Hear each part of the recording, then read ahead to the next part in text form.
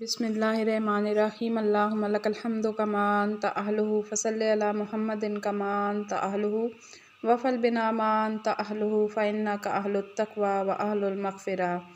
اے اللہ تیرے لیے ہی حمد ہے جو تیرے شان کے مناسب ہے، پس تو محمد صلی اللہ علیہ وآلہ وسلم پر درود بھیج جو تیرے شان ہے، اور ہمارے ساتھ بھی وہی معاملہ کر جو تیری شان کے مطابق ہے۔ بے شک تو ہی اس بات کا حقدار ہے کہ تجھ سے ڈرا جائے اور تو ہی مغفرت کرنے والا ہے۔ السلام علیکم ناظرین، آپ کو ہم اپنے چینل مستند خوابنامہ آن لائن میں خوش آمدید کہتے ہیں۔ اپنی تذکرۃ الاولیاء سیریز میں آج ہم اللہ کے جس ولی کے حالات کا تذکرہ کریں گے وہ ہیں حضرت بشر حافی رحمۃ اللہ علیہ۔ آپ کو کشف و مجاہدات میں مکمل دسترس حاصل تھی اور اصول شرع کے بہت بڑے عالم تھے۔ مرو میں آپ کی ولادت ہوئی اور بغداد میں مقیم رہے۔ آپ کی توبہ کا واقعہ یہ ہے کہ ایک مرتبہ حالت دیوانگی میں کہیں چلے جا رہے تھے کہ راستہ میں کاغذ پڑا ہوا ملا جس پر بسم اللہ الرحمن الرحیم لکھا ہوا تھا۔ آپ نے اس کاغذ کو عطر سے معطر کر کے کسی بلند مقام پر رکھ دیا، اور اسی شب خواب میں کسی درویش کو اللہ تعالیٰ کی جانب سے یہ حکم ملا کہ بشر حافی کو یہ خوشخبری سنا دو کہ ہمارے نام کو معطر کر کے جو تم نے تعظیماً ایک بلند مقام پر رکھا ہے، اس کی وجہ سے ہم تمہیں بھی پاکیزہ مراتب عطا کریں گے۔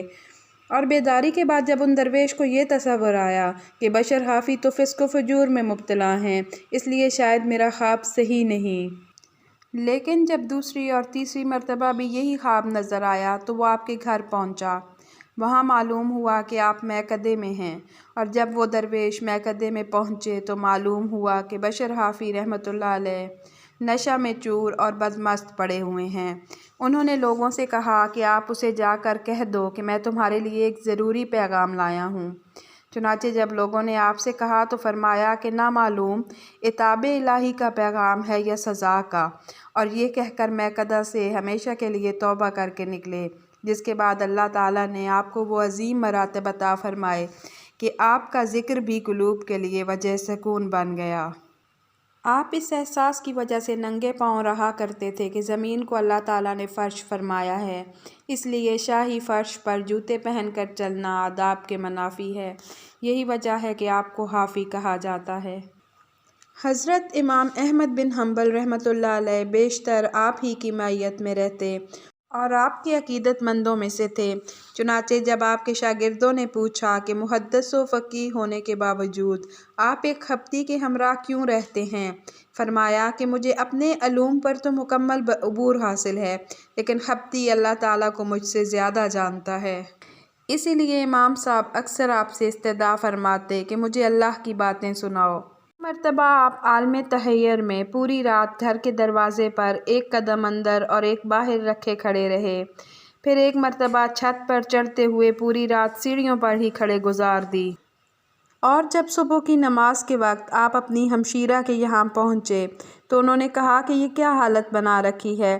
فرمایا کہ میں اس تصور میں غرق ہوں کہ بغداد میں 2 غیر مسلموں کے نام بھی بشر ہیں اور میرا نام بھی یہی ہے، لیکن نہ جانے اللہ تعالیٰ نے مجھے کیوں دولت اسلام سے نوازا اور انہیں کیوں محروم رکھا۔ ایک مرتبہ بنو اسرائیل میں حضرت بلال خواص رحمۃ اللہ علیہ کی ملاقات حضرت خضر سے ہو گئی تو انہوں نے آپ کے متعلق دریافت فرمایا تو حضرت خضر نے جواب دیا کہ وہ منفرد زمانہ ہیں۔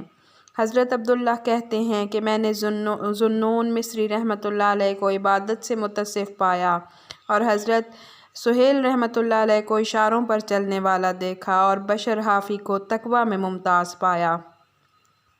حضرت بشر حافی نے محدث ہونے کے بعد باقی تمام علوم کی کتابوں کو زیر زمین دفن کر دیا تھا، لیکن اس کے باوجود کبھی حدیث بیان نہیں کی، اور یہ فرماتے تھے کہ میں اس وجہ سے حدیث بیان نہیں کرتا کہ میرے اندر حصول شہرت کا جذبہ ہے، اگر یہ خامی نہ ہوتی تو میں ضرور حدیث بیان کرتا۔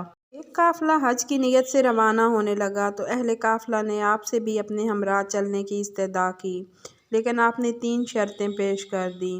اول یہ کہ کوئی شخص اپنے ہمراہ توشہ نہ لے، دوم کسی سے کچھ طلب نہ کرے، سوم اگر کوئی پیش کرے جب بھی قبول نہ کرے۔ یہ سن کر اہل قافلہ نے عرض کیا کہ پہلی 2 شرطیں تو ہمیں منظور ہیں، لیکن تیسری شرط قابل قبول نہیں۔ آپ نے فرمایا کہ توکل حجاج کا تو شے سفر ہے، اور اگر تم یہ قصد کر لیتے کہ کسی سے کچھ نہ لیں گے تو اللہ تعالیٰ پر توکل بھی ہو جاتا اور درجہ ولایت بھی حاصل ہو جاتا۔ آپ فرماتے ہیں کہ ایک دن میں اپنے مکان پر پہنچا تو دیکھا کہ ایک صاحب میرے منتظر ہیں، اور میرے اس سوال پر کہ بلا اجازت مکان میں تم کیوں داخل ہوئے؟ فرمایا کہ میں خضر علیہ السلام ہوں۔ چنانچہ میں نے عرض کیا پھر میرے لیے دعا فرما دیں، تو آپ نے کہا کہ اللہ تعالیٰ تیرے لیے عبادت کو آسان کر دے اور تیری عبادت کو تجھ سے بھی پوشیدہ رکھے۔ ایک مرتبہ ایک شخص نے آپ سے عرض کیا کہ میرے پاس 1000 درہم ہیں، میں حج کا خواہش مند ہوں۔ آپ نے فرمایا کہ یہ رقم کسی مقروض کے قرض میں دے دے یا یتیموں اور مفلس عیالداروں میں تقسیم کر دو تو تمہیں حج سے۔ لیکن اس نے کہا کہ مجھے حج کی بہت خواہش ہے۔ فرمایا کہ شاید تو نے ناجائز طریقے سے یہ رقم حاصل کی ہے، اسی لیے زیادہ ثواب کا خواہش مند نہیں۔ ایک دن آپ نے قبرستان میں مردوں کو لڑتے ہوئے دیکھ کر اللہ تعالیٰ سے عرض کیا کہ یہ راز بھی مجھے معلوم ہو جائے، اور جب میں نے ان مردوں سے پوچھا تو انہوں نے کہا کہ ایک ہفتہ قبل کسی شخص نے سورہ اخلاص پڑھ کر اس کا ثواب ہمیں بخش دیا تھا۔ آج پورے 1 ہفتہ سے ہم اسی کی تقسیم میں مصروف ہیں، لیکن ابھی تک وہ ختم نہیں ہوا۔ فرمایا کرتے کہ ایک مرتبہ مجھے خواب میں حضور اکرم صلی اللہ علیہ وآلہ وسلم کی زیارت نصیب ہوئی، تو حضور اکرم صلی اللہ علیہ وآلہ وسلم نے پوچھا کہ اے بشر، کیا تجھے معلوم ہے کہ تیرے دور کے بزرگوں سے تیرا درجہ کیوں بلند کیا گیا؟ میں نے عرض کیا کہ مجھے تو معلوم نہیں۔ فرمایا کہ تو نے اتباع سنت کرتے ہوئے بزرگوں کی تعظیم کی اور مسلمانوں کو راہ حق دکھاتا رہا، اور میرے اصحاب اور اہل بیت کو تو نے ہمیشہ محبوب رکھا، اس لیے اللہ تعالیٰ نے تجھے یہ مرتبہ عطا فرمایا۔ پھر دوبارہ جب حضور اکرم صلی اللہ علیہ وآلہ وسلم کی زیارت سے مشرف ہوا تو عرض کیا کہ مجھے کوئی نصیحت فرما دیں۔ حضور اکرم صلی اللہ علیہ وآلہ وسلم نے فرمایا کہ عمرہ حصول ثواب کے لیے فقراء کی جو خدمت کرتے ہیں وہ تو پسندیدہ ہے، لیکن اس سے زیادہ افضل یہ ہے کہ فقراء کبھی عمرہ کے آگے دست طلب دراز نہ کریں بلکہ اللہ تعالیٰ کی ذات پر مکمل بھروسہ رکھیں۔ آپ اکثر یہ فرمایا کرتے کہ پانی جب تک رواں رہتا ہے صاف رہتا ہے، اور جب رک جاتا ہے تو گدلا اور کیچڑ جیسا ہو جاتا ہے۔ آپ نے فرمایا کہ جو دنیاوی عزت چاہتا ہے اسے 3 چیزوں سے کنارہ کش رہنا چاہیے۔ اول مخلوق سے اظہار حاجت کرنا، دوم دوسروں میں عیب نکالنا، سوم کسی مہمان کے ہمراہ جانا۔ فرمایا کہ دنیاوی نمود کا خواہش مند آخرت کی لذت سے محروم رہتا ہے۔ آپ یہ بھی فرماتے کہ 3 کام بہت مشکل ہیں۔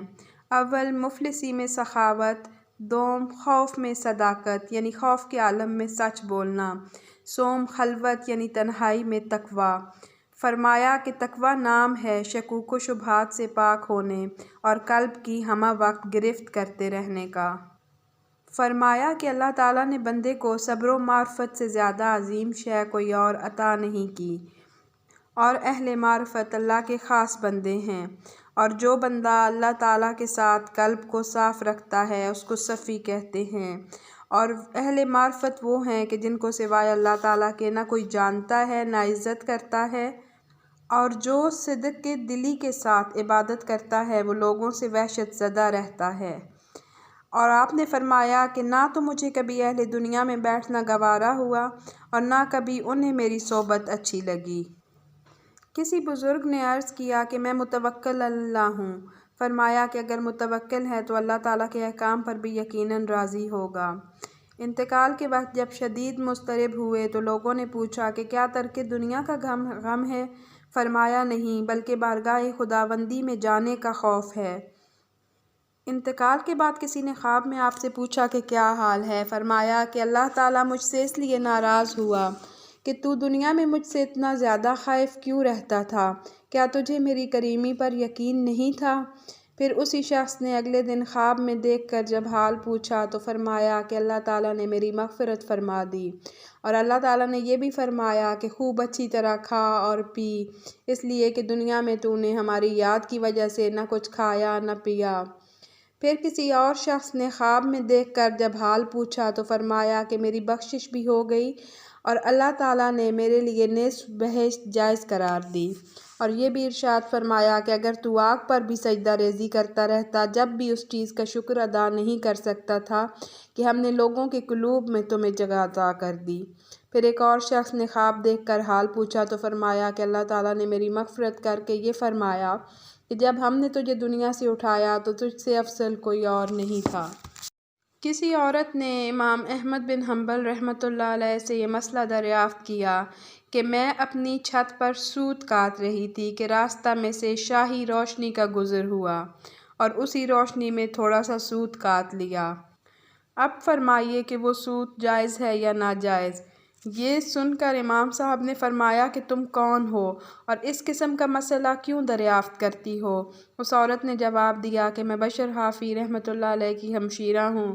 امام صاحب نے فرمایا کہ تمہارے لیے وہ سوت جائز نہیں کیونکہ تم اہل تقویٰ کے خاندان سے ہو اور تمہیں اپنے بھائی کے نقش قدم پر چلنا چاہیے جو مشتبہ کھانے پر اگر ہاتھ بڑھاتے تو ہاتھ بھی ان کی پیروی نہیں کرتا تھا۔ یہ تھے ولی اللہ حضرت بشر حافی رحمۃ اللہ علیہ کے دل سوز حالات و واقعات۔ امید ہے ویڈیو آپ کو پسند آئی ہوگی۔ آئندہ کسی اور ولی اللہ کے تذکرہ کے ساتھ حاضر ہوں گے۔ اللہ حافظ۔ رب یسر ولا تعسر وتمم بالخیر وبک نستعین۔